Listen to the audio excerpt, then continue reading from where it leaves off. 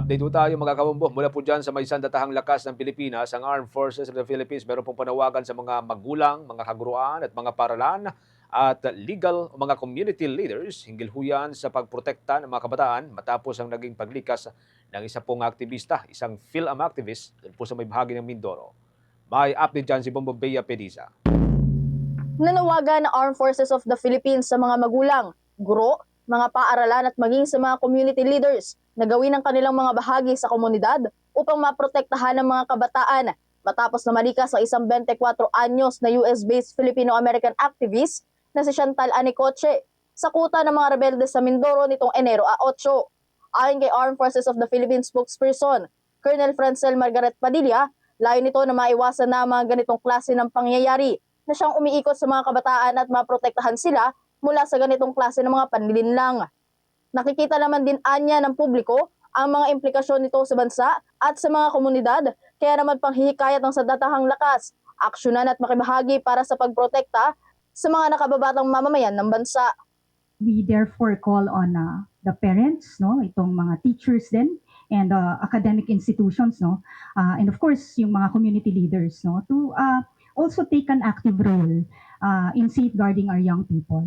So hindi na natin gusto na maulit pa yung mga ganitong scenario. So nakikita naman po ng taong bayan kung ano po yung implications nito. And nagsalita din ng mga university understand on this. So hinihikayat po natin na hindi na po nga maulit ang ganitong insidente.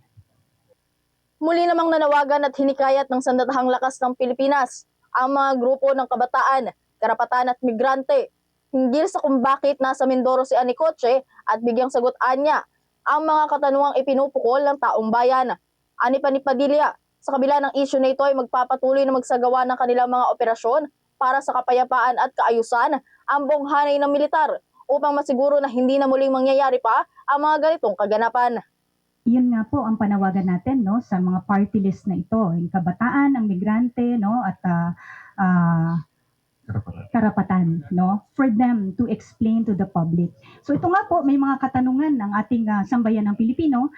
I think it is them that should be better addressing itong mga questions na ito. For the Armed Forces of the Philippines po, tuloy-tuloy po tayo sa paggandak ng ating operations para po tuluyan na po natin, no, na masuplong itong mga ganitong armadong grupo at hindi na po dumami pa itong mga nalilinlang po ng mga ganitong grupo.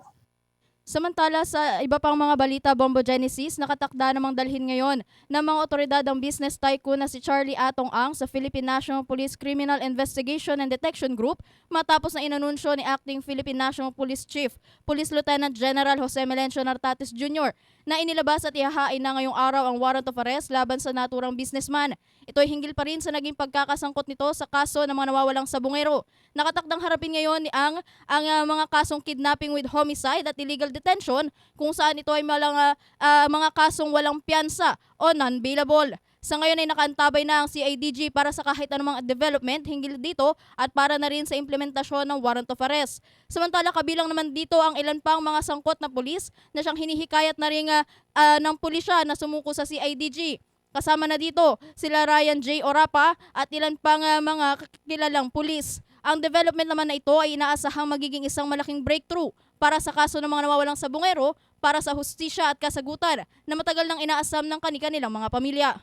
Yan muna mga updates mula dito. Bombo Bea. Yes, Bombo Genesis. Update naman kasi kahapon nandun ka mismo sa may CIDG para dun sa pinatawag na press conference. Wala pa nababanggit kahapon ng CIDG ang Criminal Investigation and Detection Group. So parang biglaan lamang yung pag-anunsyo ni General Nartates, Yes, Bombo Genesis. Actually, galing ito dun sa mga lugar na naapektuhan or dito sa mga lugar na hinanapan natin ng mga bangkay ng mga nawawalang sabongero. No, una na dito yung sa Santa Cruz, Batangas at maging yung mga biktima mula naman dyan sa Barte ng Laguna. So, itong mga branch na ito, Original Trial Court ng mga branch na ito, ang siyang naghain o nagsampa ng mga reklamo dito kay Charlie Atong ang kaugnay nga dito sa mga kaso ng mga nawawalang sabongero, Bombo Genesis.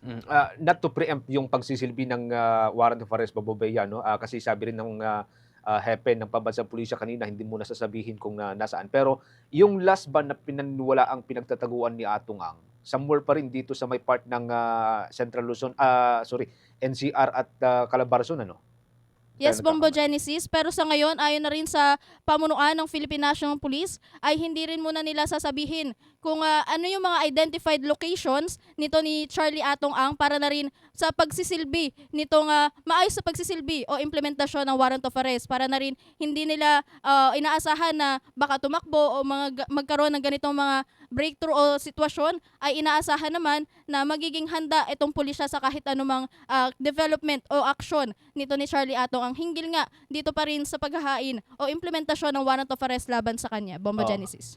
Last question na lamang, Bombeya. Yung naunang pagtutok mo dati sa may National Police Commission sa NAPOLCOM, may mga pulis ng dating naaresto. In fact, may isang police general pa na nasa kustodiya ng Philippine National Police ngayon, restrictive custody dahil sa pagkakaugnay niya sa missing sa Bungero.